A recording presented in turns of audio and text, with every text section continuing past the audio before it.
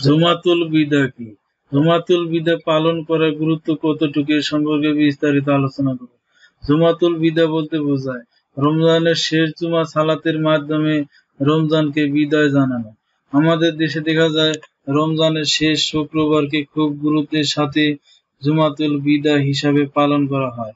এ উপলক্ষে জুমার নামাজে পরিলক্ষিত হয় প্রচুর ভিড়। অনেক মানুষ এদিনে বিশেষভাবে দোয়া করে, কেউ কেউ মিলাদ মাহফিলের আয়োজন করে, কেউ কেউ এদিন উপলক্ষে বিশেষ কিছু নামাজ পড়ে, ইফতার পার্টি করে ইত্যাদি।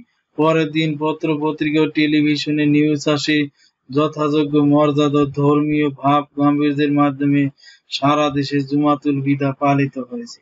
অথচ রমজানের শেষ জুমার দিনে এমন কিছু বিশেষ আমল করতে হবে, কোরআন সুন্নায় এ ব্যাপারে কোনো ধারণাই পাওয়া যায় না। আমাদের কর্তব্য প্রত্যেক জুমার দিনকে গুরুত্ব দেওয়া। সকল জুমার দিন ফজিলতপূর্ণ, রমজানের প্রতিটি দিন গুরুত্বপূর্ণ, কিন্তু রমজানের শেষ জুমার বিশেষ কোনো ফজিলত আছে বলে কোরআন সুন্নায় কোন ধরনের প্রমাণ নেই। সুতরাং এ দিনটিকে বিশেষ ফজিলতপূর্ণ মনে করে জুমাতুল বিদা পালন করা বিদআত। আল্লাহ তাআলা আমাদেরকে সকল প্রকার বিদআত থেকে হেফাজত করুন, আমিন।